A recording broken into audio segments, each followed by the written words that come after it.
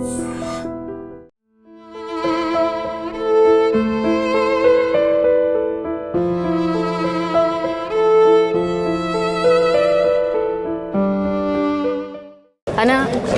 ఏంటి అంటే సాయనతో మీకున్న అనుబంధం ఏంటిది, ఈ ఫ్యామిలీతో మీకున్న అనుబంధం ఏంటి అన్న?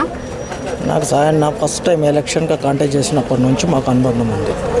ఫస్ట్ స్టార్టింగ్ ఎమ్మెల్యేగా వచ్చినప్పటి నుంచి, దాని తర్వాత నేను కూడా టీడీపీ నుంచి కార్యకర్తగా ఆయన చేసినాను. దాని తర్వాత ఫస్ట్ టైంగా యాప్రాల అభివృద్ధి అయిందంటే ఆయన వల్లనే.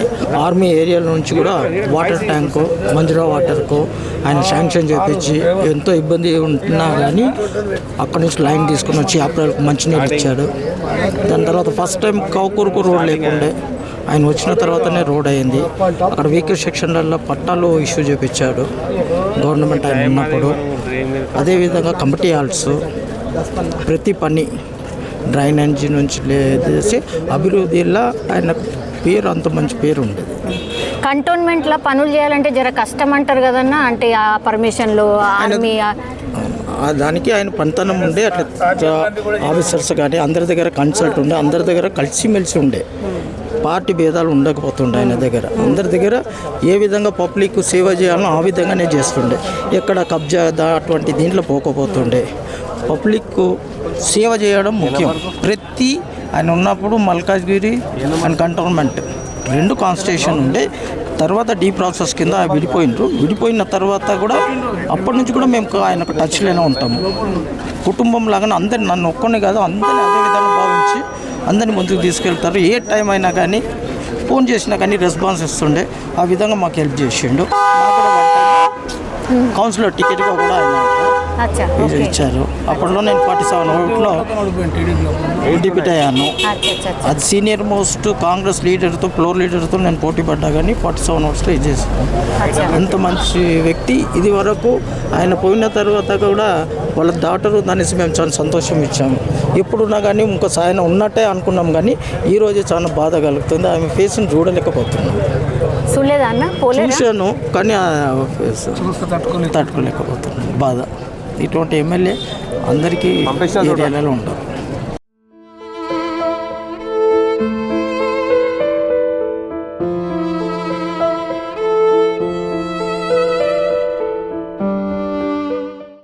సాయన ఫ్యామిలీతో ఎట్లాంటి అనుబంధం ఉంది అన్న మీకు? సాయన ఫ్యామిలీతో మాకు దాదాపు 30 సంవత్సరాల అనుబంధం. 94లో తను ఫస్ట్ ఎప్పుడైతే కంటోన్మెంట్ ఎమ్మెల్యే అయిందో అప్పటి నుంచి మేమంతా కూడా, ముఖ్యంగా ఆయన టీం మనుషులు మేమంతా కూడా. ఆయన వల్ల ఇలా మేము కూడా ఇలా లీడర్ అయినా మాకు గుర్తింపు అయింది. అల్వాలో ఒక ఫ్లో లీడర్ అయినా నేను. సాయన్న ఆయన ఒక ప్రోత్సాహంతో ఈరోజు సాయన్న గారు కూడా మాకు లేకపోవడం, మాకు రాజకీయాల్లో చాలా మాకు వెనకబడిపోయినాం. తను మాకు రాజకీయాల్లో ఇప్పుడున్న పరిస్థితులు, సాయన్న పరిస్థితులు వేరే. సాయన్న తను ఎదుగుతూ తన వాళ్ళని కూడా ఎదిగించే టైప్లో ఉండే. ఏదున్నా కానీ ఎవరు వచ్చినా కానీ కూర్చొని వాళ్ళతో మాట్లాడి సమస్య తీర్చే ఒక ఓపిక గల మనిషి ఉండే. ఆయన చనిపోయి మాకు తీరని లోటు. సరే, ఆయన గుర్తుగా ఇలా వాళ్ళ కూతుర్ని గెలిపించుకున్న పాపం మా పాప ఈరోజు ఇట్లా అకాల మరణం చాలా బాధేస్తుంది. ఆమె సాయన్న ఒక ఆశయాలు సాధించే ఒక జయంతో ఆమె ఇచ్చింది. దానికి కేసీఆర్ వాళ్ళకు టికెట్ ఇచ్చి ఎమ్మెల్యే కావడంతో ఎంతో భవిష్యత్తున్న, రాజకీయ భవిష్యత్తున్న పాప ఈరోజు ఇలా కావడం చాలా ఇది తీరని లోటు. ఆ కుటుంబం, ఆ భగవంతుడు ధైర్యంతో. అంటే మొన్న లాస్ట్ ఇయరే సేమ్ ఇదే ఫిబ్రవరిలో అనుకోడు కరెక్ట్. ఆ 3 రోజుల తర్వాత బ్యాక్ మేము సాయన వర్ధంతి కూర్చొని భోజనం చేసినాం. మేము తన ఇంట్లో కూర్చొని మాకు సర్వీస్ కూడా చేసింది. అంటే మాకు బాగా 30 years అంటే ఫ్యామిలీ బాగా అటాచ్మెంట్ ఉండే మాకు వాళ్ళతో. మేము దాదాపు సాయం నెంబర్ 15 సంవత్సరాలు ఎంబడినే ఉన్నాం. ఇది ఇలా జరగడము చాలా బాధాకరం. అనే అంత్యక్రియలకు సంబంధించి ఏర్పాట్లు ఏం నడుస్తున్నాయి? ఇవ్వాలనే అయితే ఓకే. ఎక్కడ చేయబోతున్నారు? మారేడుపల్లి. ఈ నుంచి ఎంత దూరం అన్న? 2 kilometers ఉంటుందా? ఇవాళనే చేస్తారా? ఇవాళనే చేస్తారా? ఇవాళ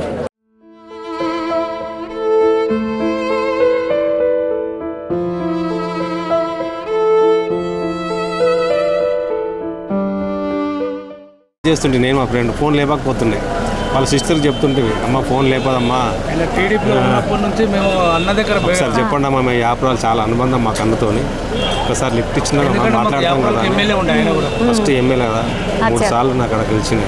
ఓకే, మొన్న ఎలక్షన్స్ అప్పుడు తిరిగినరా అన్న లాస్ట్ ఇయర్తో? అంటే మేము మల్కాజిరి కదా, కొద్దిగా మాకు కొంచెం మాకు ఎక్కడైతే పరిచయం ఉందో అక్కడ ఒక కొద్దిసేపు వెళ్ళిపోయాను. ఓకే, మీకు అంటే మీకు ఏమనిపించింది లాస్ట్ ఇయర్ గెలవడం కరెక్టేనా? ఆమె కూడా సేమ్ సాయన్న లెక్కనే 100% అమ్మ, మంచి వ్యక్తి అమ్మ. ఆమె ఎటువంటి ప్రౌడ్గా మాట్లాడలేదు, అందరితో ప్రేమతోనే మాట్లాడదు. దేవుడు అంటే మంచి వ్యక్తులు చాలా రోజులు ఉండని భూమి మీద. మీరు ఏడు నుంచి వచ్చారమ్మా? మేము ఇక్కడ నుంచి వచ్చినామండి, అభిమానులము.